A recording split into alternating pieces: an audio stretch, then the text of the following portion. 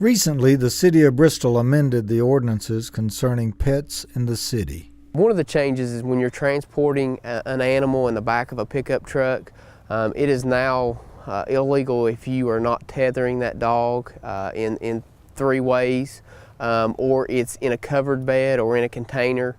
The main motivation behind that change is to prevent the animal from falling out or jumping out, causing a traffic accident or harming the animal. Another change to the ordinance is there was some confusion with how many animals that you can have. The combination of cats or dogs or all cats, you're allowed to have 4 animals total, whether that be 2 cats and 2 dogs or 3 dogs and 1 cat.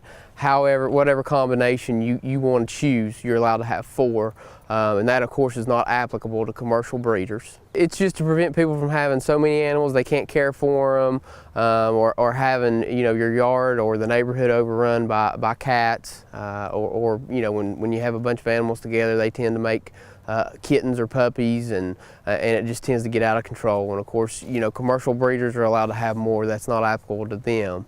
But just whatever combination you choose, you're allowed to have 4 dogs or cats. You're not allowed now to tether a dog that is 6 months or younger.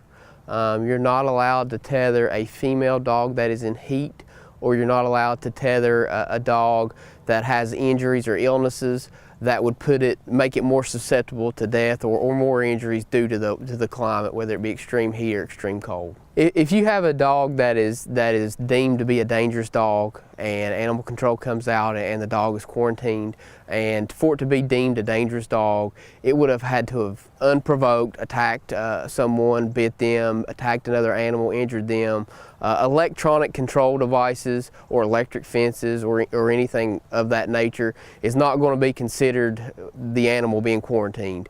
If it's quarantined, you have to be able to be in direct control of it. It needs to be in a garage, inside of a house, or inside of a kennel, or something to where it's not free to roam around. It has to be completely contained during that 10-day period, while we're evaluating what the next steps are, and etc.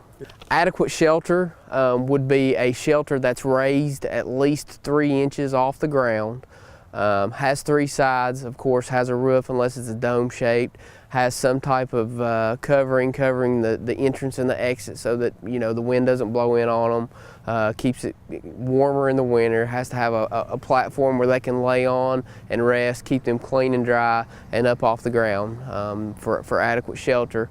And then adequate shade. In addition to their shelter, they would need some other shade source that would provide protection from direct sunlight at any point in time during the day. If we find violations, typically animal control responds to those. They address the violation with the homeowner, the animal owner. Depending on what the violation is, they can receive anything from a warning all the way up to they can be charged through state court. Typically, our goal is to gain compliance. So there's a lot of education that goes in. I mean, ordinances and things like that, not everyone knows, what the ordinances are.